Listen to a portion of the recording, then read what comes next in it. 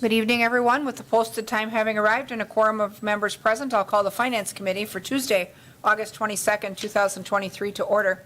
The first item on our agenda is the minutes of our previous meeting from August 8th of 2023, copies of which are in the packets. Does anyone have any changes that they want made for the minutes? If not, I'll take a motion to approve them. Motion from Martins. Is there a second? Second by Watson. Further discussion?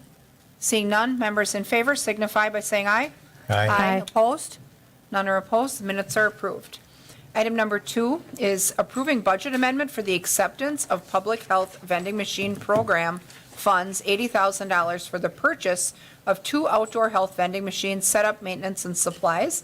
And you've got a memo in your packets about that. You'll recall recently we approved the acceptance of that funding to place those machines. And so this, I believe it looks like, is the budget mod to insert those funds into our budget. Is that kind of where we're at? Yes, and the budget mod is not the 80,000. It is only 43,000 because that's what the actual cost came in at. Okay. So we'll be adopting a budget based on what the grant is for. Okay. Which is our actual expense. Is our So it's actual. 100%. Okay.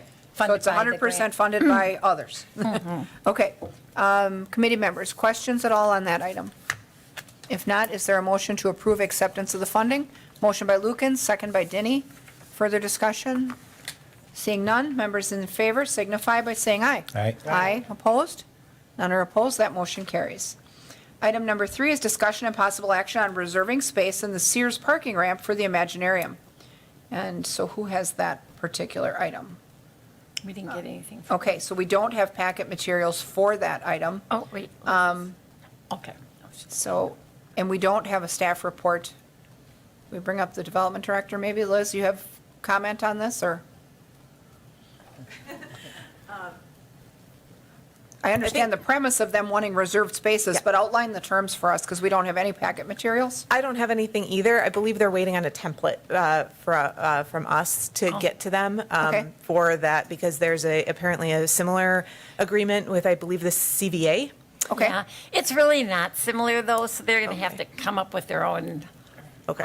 We'll have to figure out what that looks like with Yeah. them, Okay, because, yeah. so then we'll hold action on this Yes. item because it's not ready for action. And so then, once those documents are received, we will bring this back to a future finance agenda. Item number 4 then is discussion and possible action on a sole source request to continue the agreement for crossing guard services with All City Management Services Incorporated.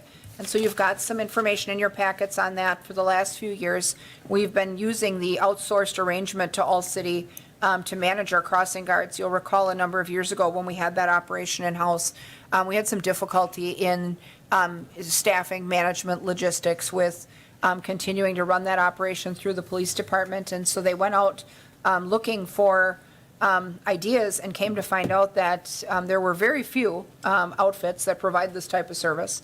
But we did contract with All City, and I believe they've been satisfied with the service. Now, we've got Deputy Chief Barnes here, if anyone has questions for him on the contract, I guess, if you wanted to comment on that and how that arrangement has been going. This looks like it's a renewal. Right, it's pretty much the same. There is a inflationary increase in cost. That was negotiated down with them from what their request was. Okay. And I think it's important to note that we partner with the school district. Once we went to All City Management Services, the city paid 100% of crossing guard costs prior to us entering into this agreement, at which point in time the school district agreed to pay 29.75% of the total cost. So we invoice them for that every year. Perfect. Anybody have questions on that item at all? If not, is there a motion to approve the sole source and renew the contract? Motion by Denny, second by Martins. Further discussion? Seeing none, members in favor signify by saying aye. Aye. Aye. Opposed? None are opposed. That motion carries.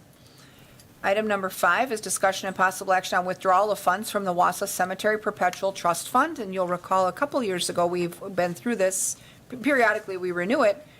We act as a pass-through for the funding account that underpins the maintenance of the Pine Grove Cemetery. And so you've got a document in your packet where it looks like they're requesting a withdrawal from that fund of approximately 50,000 for maintenance. And, being that that is, their money that we basically manage, the recommendation from the legal department is that we approve that withdrawal. Does anyone have any questions on that particular item? If not, is there a motion to approve the withdrawal? Motion by Lukens, is there a second? Second by Watson. Members in favor signify by saying aye. Aye. Opposed? None are opposed. That motion carries. Item number 6 is discussion and possible action regarding termination of American Rescue Plan Act subrecipient agreement with Open Door. And so we did not have packet material prepared for this item. You'll recall a while back, we had approved an ARPA allocation to be managed with some advisory oversight from Catholic Charities for Open Door to operate the day center for unhoused individuals. That operation did take flight for a short time. The executive director, though, at Open Door has resigned. A search is underway for a new director still. But now there's not services being provided that we are paying for. There's no day center. So we know we need a day center. But right now, Open Door is not able to stand up that operation and provide it as of today. I guess the mayor has been in discussion a little bit with the team that's working on looking for that executive director, and also she and I are both on the task force that is trying to manage some of this process. So if we bring up the mayor and Tammy Stratz, welcome, to kind of walk us through this item. I think that I feel like we may be heading for some type of a Plan B for day services, but I'm going to let you guys talk to us about recent progress. Doesn't matter. Yes, this has been kind of going on for a while. We met with the United Way last week. United Way and Neighbors Place were asked to assist with finding a new executive director. It didn't go well. They couldn't find anybody, and I don't believe that Open Door has the funds to adequately hire somebody. There's a couple of issues that are happening over there, not just not providing the services that they're supposed to, but some questionable things that are against our agreement. So we think it's best to just terminate. Part of the contract has language in there that we can give them a 30-day notice, and then we walk away. We have had conversations with Catholic Charities, and they're trying to see that they believe that they can do the day service thing. I know that they're kind of down a couple of employees, so it's going to take them a while to get up.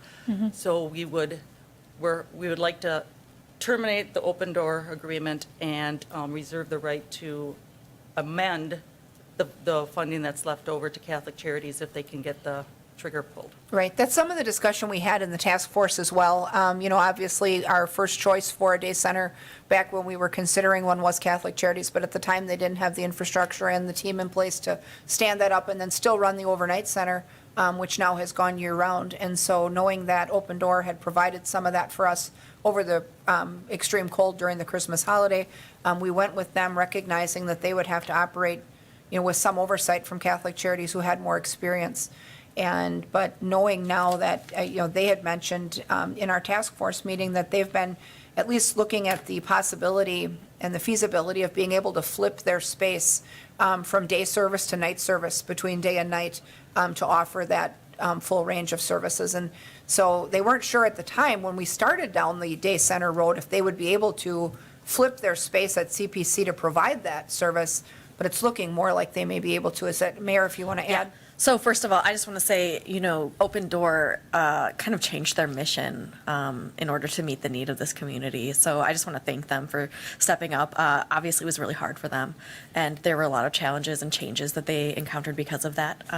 But we were able to chat with them and kind of push forward. But this is definitely the right direction. Catholic Charities, we talked about the flipping of the space. I think we'll probably see in real time what that looks like this week with their plans for addressing some of the heat advisory things. So that will be good for us to be able to see and be a part of. But yes, we want to continue discussing this with Catholic Charities. They are receptive. During our conversations, I don't have any doubt that that's the right direction. I know that's the direction we originally tried to do, tried to go. So I don't know if there are questions, but Well, and I think that if they are able to test this, at least with the extreme heat situation, and see how that goes, it makes sense that we would suspend the dissemination of any more ARPA funding until we have the appropriate vendor, one that we know can carry that project more successfully. So, I think Open Doors' core mission was sound, and I think it was a big stretch for them to make the leap to do both things. They certainly were willing to try. I agree that they made a valiant effort, but, perhaps returning to their core mission, which was much, much smaller and way less expensive, maybe is what they need at this point. So it's up to them to decide that, obviously, but, if their search for a new executive director has not been fruitful, their ability to stand up what we need and keep it going, I think is just not going to be what we need in the near term, because now with the absence of a day center, all of the facilities that were getting relief from the day center's existence, like the library and public infrastructure, that pressure is happening again, because there's, again, nowhere for people to go during the day. So we had some back and forth in the task force about the same thing, and, it kind of felt like if we were able to work with another nonprofit that has the experience, that's able to get us where we need to go, that it would make sense that we would put our money in the right place. So, Doug and then Michael. Thank you. Just for the record, so the way I understood we set this up is we're holding the money and we're distributing it on their receipt or their expense receipts to us, so it's not like we've got to go out and try. Correct. Okay. They typically bill us every other week so that they can make payroll. They have to do timesheets. They have to do quite a few of documentation for us to verify that what they're providing seems legitimate. So there are some questions with the last couple, because there's confusion of, are they open, are they not open? Some say they're not open, some say they're open from 9 to noon. We're struggling trying to get the accurate information, so until we know for sure that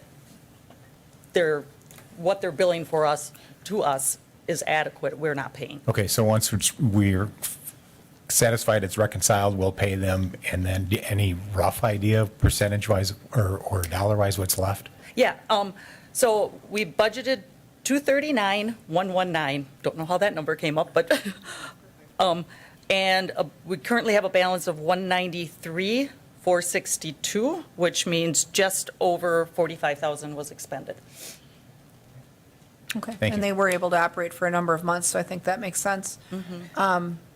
So with that, anyone, Michael had a Yeah. comment. Go ahead, sorry. Well, Doug partially asked one of my questions, but of that amount, of that 193,000 and change that's left, is that going to be an adequate amount of funding for a new operator to continue the day center? That's a Or do you very think good we're question. are we going to need are we going to have to consider additional funding? Because I think later on this agenda, we're going to look at what's left of our ARPA allocation, and I you think may this need is a growing concept right now. We're not sure. I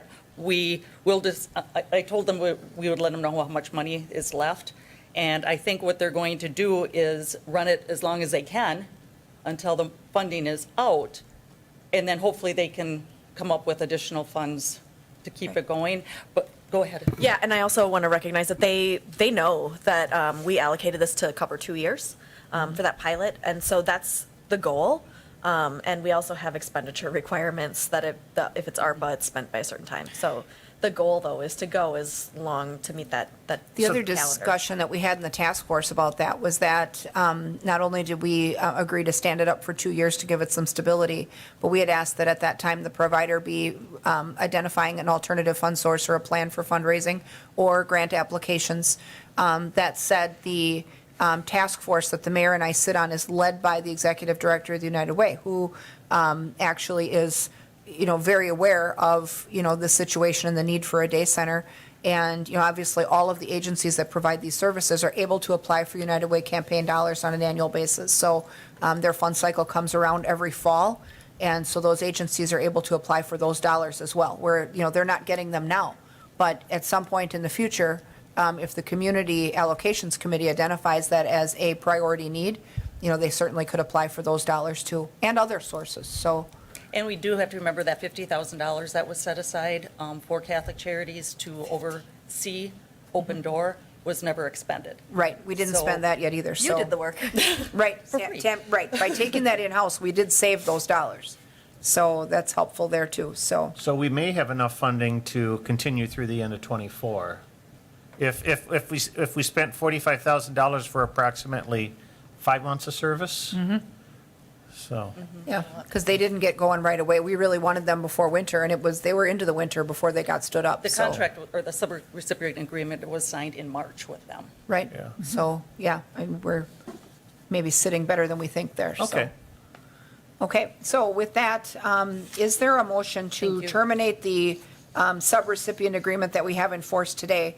And then once negotiations yield some fruit with an alternative provider, we would certainly then be asked again to vote for a new subrecipient agreement for whomever is going to be doing it. Motion by Watson, is there a second? Second by Lukens. Further discussion? Seeing none, members in favor signify by saying aye. Aye. Opposed? None are opposed, so that motion carries as well. Item number 7 is presentation on 2023B and 2023C general obligation promissory notes sales day results. And I think Mary Ann's got some good news maybe Yep. for us. Yes, so earlier this summer, you authorized us issuing parameter debt for general obligation promissory note in the amount of $11,170,000 and a taxable GO promissory note 2023C for $1,250,000. Since that time, we've been working with Ellers to put together our official statement, and we met with Moody's early in August to review our financial condition, go over the status of our projects, and they released their rating on August 15th. If you recall, our rating in 2022, they put a negative outlook on the city, saying they were considering downgrading us due to deteriorating financial condition. And they removed that negative outlook with the 2023 rating and affirmed our AA3 for the city's 2023 issue. And during our discussions with Moody's, they mentioned to us that the financial condition of the city's water and sewer utility was going to play heavy on the rating for the city, and that they felt poor financial condition of the utilities would ultimately create problems for the city, and so thus it was an important enough component of the city's operations that, we needed to have strong financial condition of the utilities to achieve a continued good rating from Moody's. So we were really pleased that they removed the negative outlook. That helps us with our interest rates. It would be at least a 10 basis point increase in interest rates if we were downgraded. And they gave their rationale of things that could improve and things that could result in a downgrade in the future. The areas that they mentioned for downgrade in the future would be if we had deterioration of our fund balance or liquidity. Again, kind of looking at our cash position to see what kind of cash we have on hand. If significant growth in leverage of fixed asset costs or additional fixed costs, further deterioration of our debt service coverage.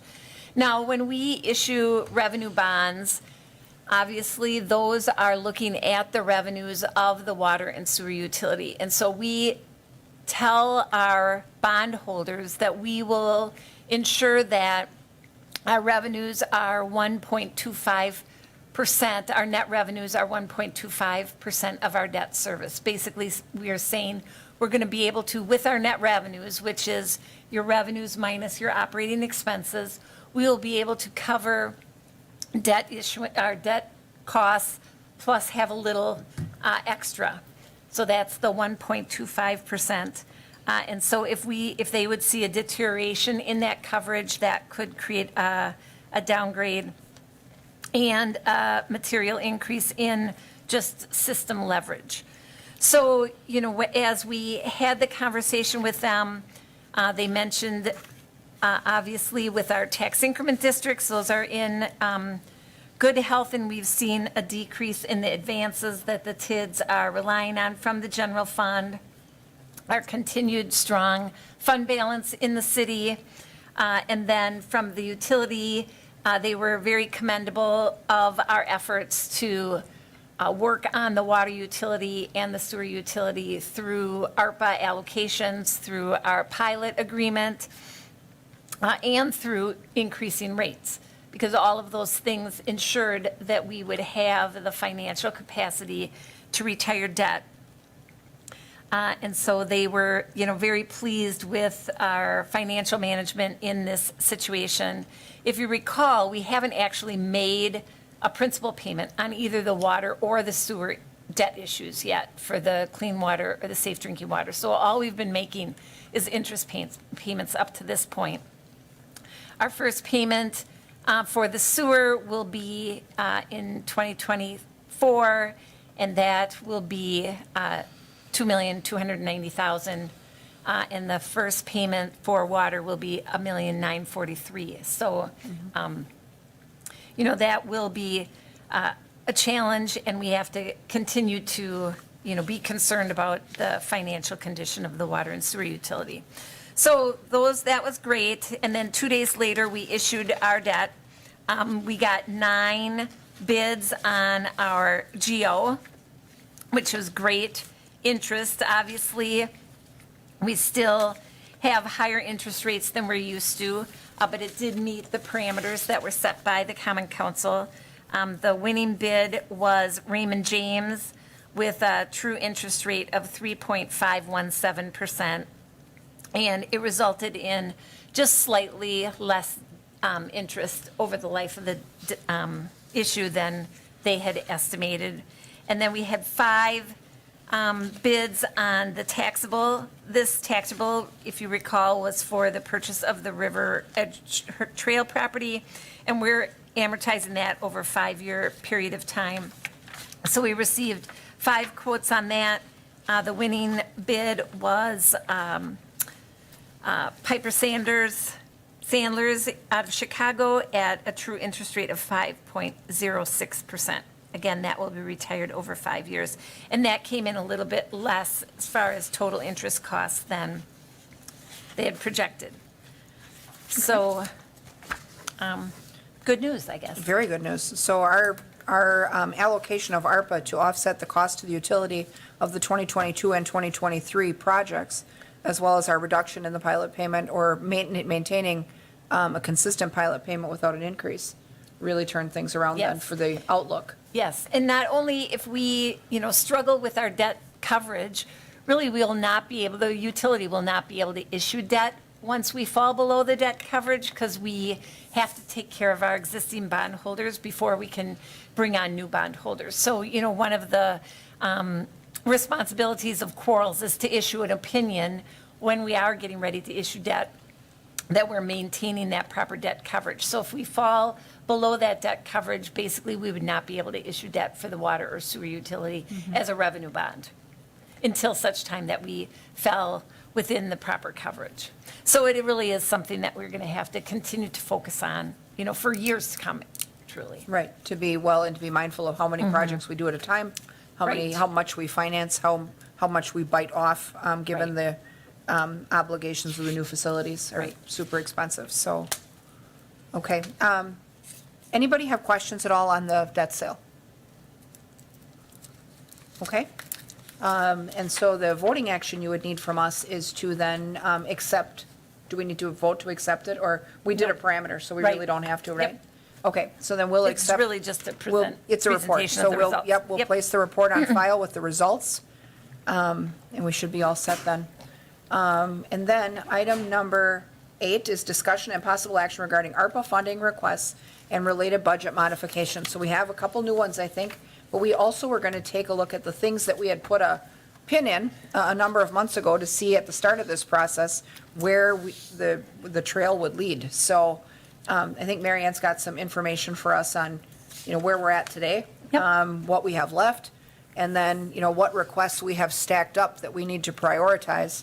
And then there's a couple new ones, I believe, for water sewer things, so. Yep, so basically, the report that I summarized shows those projects that have closed out no longer have a balance due from ARPA. We spent through 2022 $4,494,000. We have $9,481,000 of additional commitments that are made. At this point, we don't really know if some of those will be returning funds or not. For example, the firefighter positions, we have $771,000 set aside. You did a budget mod to allow the fire department to use about $200,000 of that to equip the new firefighters with turnout gear and things like that. But due to the market, they're having problems filling positions, and so that might be one where we may not be able to spend all of those funds. I think at some point, we're going to have to come up with a timetable where we want to perhaps come with some projects that we could spend the funds pretty In time. quickly. Yep.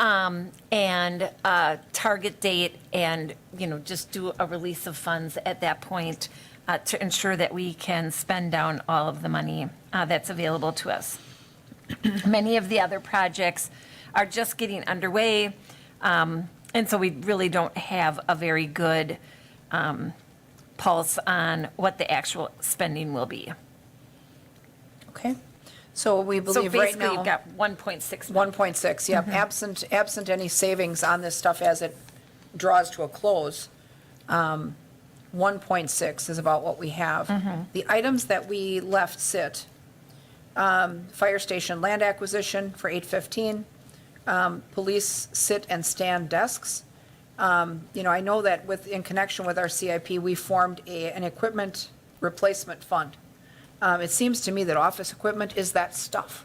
So, not that that fund has a robust balance, but, I also think that if we're going to look at things in terms of ARPA contributions and the public-facing impact that ARPA has had, I feel like if we have the ability to get that funded a different way, then we've got the council chamber upgrades. That also was submitted for CIP. I think they moved that project up. CIP this year. Wasn't that one of the items they moved for funding last week? The council chamber upgrades? I think they were concerned about not doing that. Yeah. Yeah. So if that was part of the CIP plan, we wouldn't need to keep a pin in that any longer.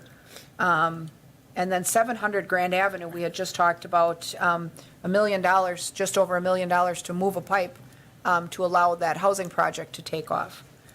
And, I guess I just want to offer up this insight. $1 million is a lot of money to move a pipe. And that site was originally purchased to expand the Grand and Thomas intersection, and then it wasn't needed. So we're sitting with, that building that was on it and whatnot. And knowing that we desperately have a need in our community for affordable housing, but the developer who's applying for WIDA credits for tax credits for those projects did not get them awarded this year, and they have to wait until the next application window. So during the year, they may not be able to take flight without those credits. In parallel with that, we just agreed a week or so ago to purchase a property at the end of Second Street, at the intersection of Second and Bridge. And so it begs the question, what is the plan for that property, other than a training fire, which we talked about? At one point, in the Economic Development Committee, we did like a near-north downtown master plan, which is probably still housed in the planning office. And I think one of the visions for that area was to take that terminus at the north end of Second Street, over in the vicinity of Trolley Quarter Flats, and cul-de-sac that road and then develop the parcels adjacent to it, because it's very difficult to make that left turn onto Bridge Street at the base of the bridge anyway. In fact, during certain hours of the day, you shouldn't be. And so, it occurred to me last week, I was in some we were conversing with our staff about, what our options are with this 700 grand business. I wonder if there's value in asking the Economic Development Committee to take a look at the Bridge Street site and see if the developer associated with the 700 grand project would be interested in the Second Street site. Only because when we think about the services available to the residents of the 700 grand building, the Second Street site is 2 blocks from a grocery store. It's 2 blocks from the Boys and Girls Club. It's a half a dozen blocks from the Kaiser Pool. It's close to Franklin Elementary if they decide to keep it open. It's on the bus line. I mean, there's some logistical benefits to seeing if they would be interested in another site that doesn't cost $1 million to move a pipe, assuming they would get their credits. So, is that a discussion that we could undertake, perhaps in ED? We know that there are months and months and months from a new cycle of grant applications. And so I wanted to ask, and I'm not to put you on the spot as the ED chair, Sarah, but do you think that's a discussion that's worth having in ED since we have so many months to wait on that project? I guess, I think that may be a discussion we could have in that, but I don't know, if we're committed to that particular location with that. Would we have to re-RFP it, or? That would be my I question. mean, the site that we just bought wasn't available when we talked about 700 grand, so I'm thinking, is there a Yeah. better and faster site for us for that housing project? Well, the housing project is not designed to go on that site, and it couldn't go in its current design on that site because there's a water line going right through the middle of that site, under the road, under Second Street right now. So it would need to be redesigned. We would have to RFP the site, because we wouldn't want to simply move the developer there. And the department vision currently does not include affordable housing at that site. It includes attainable housing, but we don't want to cluster, because we already have, atrium lofts and trolley quarter flats right there. Both of So- which are subsidized. Correct. And so Yeah. we didn't want to cluster another affordable housing site there. I actually don't know if we can. That was, Okay. I know that this has been brought up in conversation with staff, and we haven't had a chance to, because it was just I think sometime last week or so, maybe a little bit longer ago. But anyway, we haven't had a chance to reach out to WIDA and even see if that would be an acceptable site for them to look at.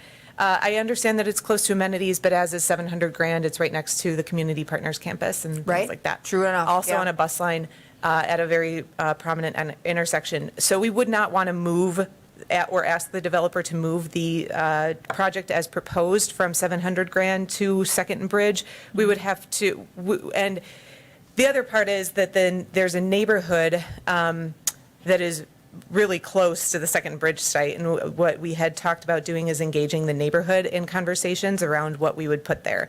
So it's a much longer process we envision for that site, and we envision a different type of housing, but I don't think it's appropriate to ask the developer, Commonwealth, to move their project as proposed to a different site. Do we know roughly what their timeline looks like for the next cycle of credits? I mean, how much time do we have to figure out the moving of the pipe for the $1 million, I guess? It's, so the next cycle of credits will likely be due in December, and then we would find out in April. Okay. And then at that point, they would, if you take similar projects, it's probably about another, let's see, I'm just trying to go with Gorman, because they, I think, are hoping to break ground in April of next year, but their funding it really depends on all the funding sources and how it all stacks up. So it could be, basically, Commonwealth could be looking at a timeline as fast as fall next year to break ground, or they could be looking at April of At the 2025. following year. Yeah. So, while they're in that situation, figuring out what their timeline looks like, because they'll probably then have to, at least on some level, recalculate their pro forma for what their financing gap is, because the market is in flux. Interest rates are up, labor's up, materials are up. We know that from our other projects. So, not only do we have to figure out the moving of the pipe, but then we have to figure out how much is the gap that we've committed to help them with, and then make sure that their financing is in line. So I guess that's what I was trying to figure out, like, do we have a half a year? Do we have 3/4 of a year? Like, because we also have a spend down requirement on the ARPA. So Exactly. we need to find like where we fit with that. Yeah, and I would say, with 700 grand, it's a 110-year-old pipe. We need to move it regardless so that we can develop that area, because as you said, the purpose of the purchase is no longer in play. So to be able to develop that site the pipe has go, to move. Yeah. Okay.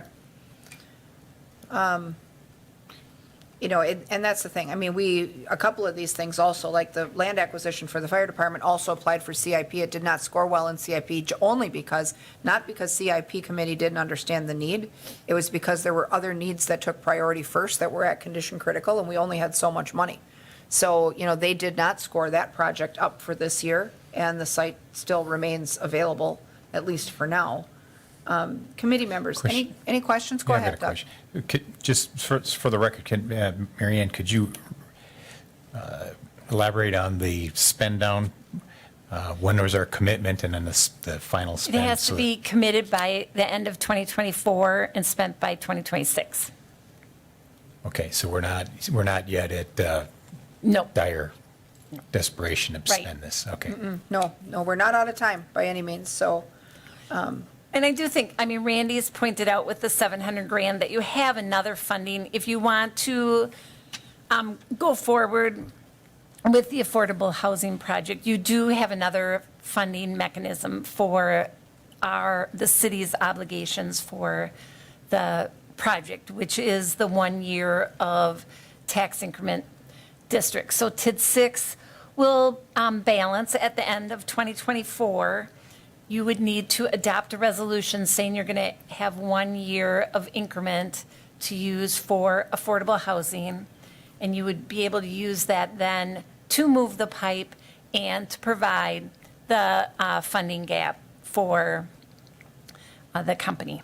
Well, and that's an effective way to do it. I know we did recapture that extra year of increment on, I believe, TID 2 and 3, TID 2 for sure, when the Right, mall TID closed. 2. And we used that to remediate housing blight and to facilitate other housing starts in prior years. So, the fact that we would have enough increment out of the development of TID 6, which that TID is really a success story for us for the value that it attained during its life, if we would have enough to do both projects, I feel like maybe we could shift gears and look at the other ARPA things, Right. knowing that on the horizon, we have that other funding to work with on that Grand and Thomas site. And you would, the law lets you you can spend the money on affordable housing anywhere in the city.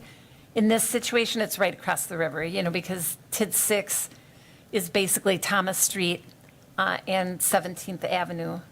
So it's really right across the river. So it's from adjacent, TID but 6. yeah, we could spend it anywhere in the city, which is also helpful. Doesn't have to stay within the confines. The other thing, now we've got some information in our packets, and I think that the fire department wanted to talk to us about that's our next agenda item, talks about their land acquisition, and that is something that we had put a pin in. We do want to have some closed session discussion on that as well.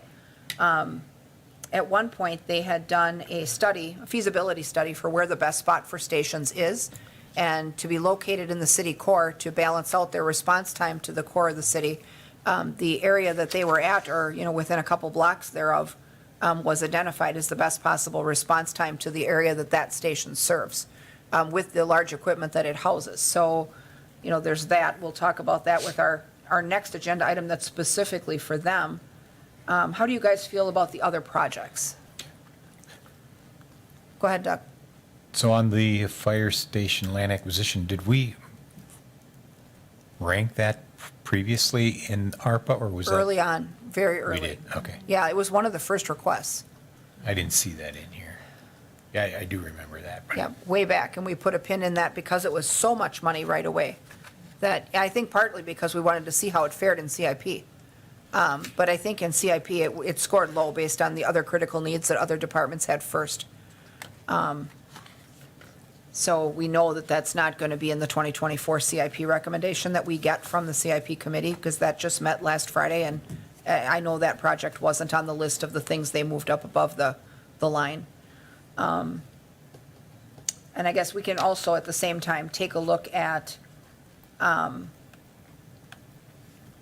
the projects, the new projects that are being requested, because now everybody is vying for the same 1.6 million, right? I mean, so now we have what amounts to be a little end-of-the-line feeding frenzy. So we have two projects, and let me see. This packet does not work well with this software, so let me just, bear with me here. So the new projects, I think are, I don't even have them on my screen. Are they water and sewer Yeah. projects? They're water and sewer, yes. Yeah, I'm trying to cursor through. I'm on page 84 of 213, and I can't find what we want here, so. We have a technological fail with iPad and these packets right now.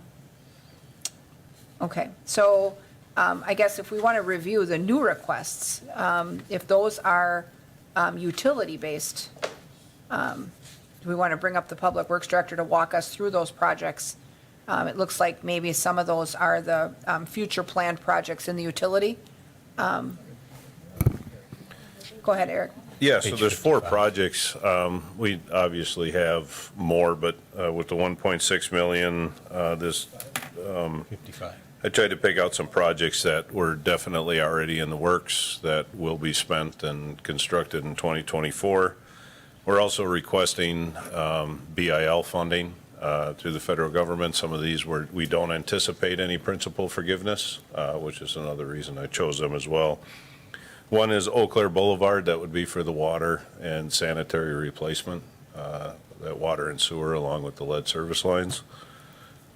Cherry Street Lift Station, that would be reconstruction of that lift station, which is beyond its design life, and we're having issues with it. It's been our capital project for a couple of years now, but it needs to be done. The Monroe Booster Station, again, beyond its design life, and something we've been kind of putting together with some maintenance, but I think we're to a point now where we really need to bring it up to code and reconstruct it. And of course, the granular activated carbon. That project is over 15 million. I put 2 million down here because it's 1.6 million if that was an option for the finance committee to put money towards as well. Okay. So, Yep, and so recognizing that all of these things, I mean, the lift stations especially and the Eau Claire Boulevard project all represent future debt borrowing in the utility, which we're trying to improve the health of. So, we did not allow them to borrow for the 2022 and 2023 projects. We applied ARPA to those to prevent them from taking on more debt, which really improved. I mean, we were able to get rid of our negative outlook by doing what we did on those 2 particular years. So, I think that we'll certainly rank and score these between meetings like we always do. But I think we should keep an eye to the fact that whenever we can stem further debt accumulation in the utility, we're only making the utility healthier. So the health of the utility matters for the amount of money that we're able to borrow and the rate that we're able to borrow it at, in the utility and, even in the city if those ratings are affected. So on those projects, does anyone have questions on those new projects? Because if not, we would rank and score those for our next meeting, like we've always done. We'll email out, Marianne will email out a scoring matrix for those, and, then we'll see how they fare next week. And then I think at that point, we should really decide on what projects we're going to move forward. I mean, we'll rank and score these new ones, add them to the stuff that we have sitting on the docket, and, we really need to figure out, I guess, where that 1.6 is going to go. I mean, not that we're running out of time, but, we're to the point now where all these projects are circling for the same money. And so at some point, we have to prioritize and just make a decision. And if we're out of money, I mean, we, understandably, if we can get bipartisan infrastructure law funding, that's also super helpful. But I think the flow of that has been slow, right? I mean, it's Yeah. flowing through the state. yeah, And we're so- applying for it, but like on the drinking water side, we won't know our first allocation probably till October, November this year. And for the clean water, which is the wastewater side, we're not going to know till like February, March of next year. So it's a really drawn-out process. Are we able to apply to that fund for the GAC solution as well? We have, Okay, yep. We did receive for '23 just about 5 million. okay, We're waiting on the '24 allocations for the granular activated carbon. It's still unclear whether we could pull from 2 separate fiscal years. It doesn't say we can't, so we're waiting on that final determination. If we can, then hopefully we'll get additional principal forgiveness. and That's emerging huge for us cabinets. and for the Yes. utility. So, Carol? Thank you. So the 2,000 for the GAC treatment PFAS, that's just like a portion of the 15, I mean, the 2 million. Did I say 1,000? 2 million. So that's just a portion, you just took like that amount of the 15, or? Yeah, I just took because there was 1.6 million left, I just said, 2 million of it for an allocation to that project. Okay. But yeah, the entire project is over 15 million, yeah. So, and you said 5 million we got in 2023 from the infrastructure. Yeah, we haven't Right. accepted that yet because we're waiting on the fiscal year '24 allocations to see if that's any better. So if we can't pull from both fiscal years, we want to take as much as we can, right? And how much was requested for 2024? The 17.5, which was the estimated project, yeah. Okay. Yeah. Oh, thank, So we okay. applied for the whole thing? Yes. Okay. Yes. That Thank makes you. sense. Okay. Anybody else have questions? Sarah?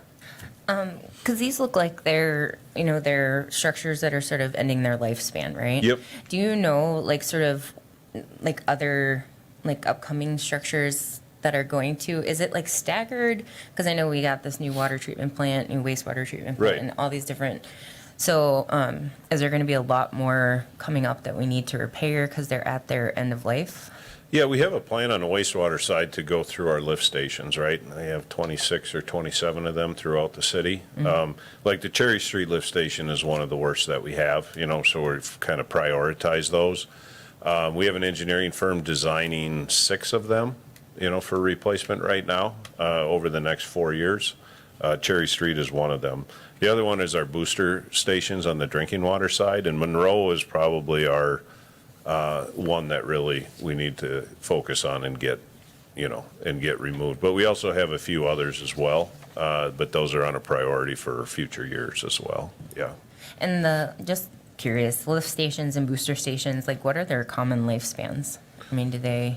Yeah, like the components, the mechanicals and stuff, typically we're getting about 15 years out of pumps, and so those get replaced. The structures, typically, we're seeing 40 years or so on those before we really have to start taking a look at those.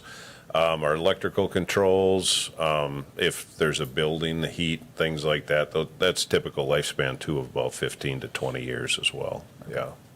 And then if you sort of anticipate hearing back about the 2024 allocations in February, March, I mean, even if these do score high, I mean, we can still sort of put a pin in those until we hear back. Yep, yep, for We sure. have time. And if we pull the trigger on any of the stuff we already have opinion, then that's just less that we can allocate to this new stuff. I mean, you have to decide if we're going to, wait or start to allocate to some of these other things. So those are the things. Michael? A question on the Eau Claire Boulevard water and sewer project, where you're requesting an allocation of 1.34 million for that. Do you know if the state's grant program for lead line replacement is going to be coming back online, or does that still look like that's not going to be an option? It is. We applied to replace, I think, 600 lead service lines next year. And those are in different census tract areas than Eau Claire Boulevard. We included the census tract area for Eau Claire Boulevard, just, but we focused on the low to moderate income areas to try to maximize the principal forgiveness and the scoring to start. So we don't anticipate that the census tract that Eau Claire Boulevard is going to receive any, but we don't know that yet. Okay. But we anticipate, that funding allocation, they're saying in early October right now, that list. Of this year. Of this year. Okay. For the water, yes. So, yeah, and so that's something that too, I mean, we do have some time, because we're not required to commit all these funds by the end of '23. I mean, we do have some time to just kind of take a breather and see how this other stuff shakes out too. So we certainly have that option. Any other questions on this? I mean, we'll score these new ones, but, the other ones, none of them are on fire. It was just good for us to take stock of where we're at with them, so. Okay. So we wouldn't have to take action on this particular item. We'll score the new ones for next time. That brings us to item number 9, which is discussion and possible action to authorize an offer to purchase 811 and 815 Grand Avenue and a related budget modification. So we have this agendized for open and closed session. Is there any open session material that we want to present before we go to closed session deliberation? I guess I'll ask Deputy Chief Kopp from the Fire Department to come up. Based on the CIP requests and the ARPA requests, we're all familiar with the site that we're talking about. In your packets, you do have some of the analysis that was done by Five Bugles a few years ago about where to site facilities. So we'll turn it over to Jeremy. Welcome. Thank you. Just, I guess the only thing I'd really want to bring up is to answer any questions in open session, number 1. Number 2, to remind you that we do have Robbie from Five Bugles that logged in here, if we wanted to ask him any questions direct before we went into closed session. Okay. But I think, the packet speaks for itself. There's some other options that we've looked at, and there has been some extensive studies done through our last 2 chiefs, Chief Kajawa and Chief Bartek, along with Five Bugles, so. Sure. Does anyone have any questions for Robbie from Five Bugles about the work that they performed in calculating the response time and the best locations, now that we have him on WebEx? Doug, go ahead. Well, I guess first we should check and see. Robbie, can you hear us here in the council chamber? Yeah, I can hear you. Perfect, and we can hear you too. Go ahead, Doug. Okay, not specifically related to location, but access to that location. Does the current lay of the street structure there play into this, or do we have to do something else with the existing streets or maybe other properties in the area to still get our same response time? So I can go here and you can add anything you want, Robbie, but there's a couple different options that we've discussed as of late. One coming out to Floral and driving back in Floral and coming around, as well as using the back alley, depending on how many bays we'll have for drive-through with some of the plans that we've looked at. Now, would it be beneficial to come in off Prospect? That was also talked about, as well as coming to Lubner. Now we're talking about additional property purchases, but I guess what it comes down to is we can make multiple different fire stations and layouts that would fit our needs right now, work on that piece of property the way it sits.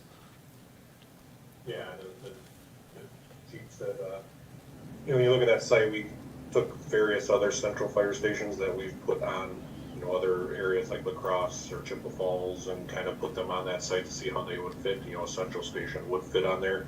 But that's exactly spot on. You'd want to study that a little more and see exactly how the orientation works out, as we move forward and what's right for Wausau. But that's definitely something that we can, keep moving forward on that property, so. With the options for the different configurations, was there a concern, or is it something that is, or that we could overcome, access concerns onto and off of Grand Avenue where the vehicle stacking is for the Grand and Thomas intersection? I know that's got a long turn lane there, and almost back to Floral Avenue. So if we wanted to use Floral for access or egress, would there be a problem there with a need to modify that connecting highway to facilitate that entry and exit point, or is there a workaround for that using other designs?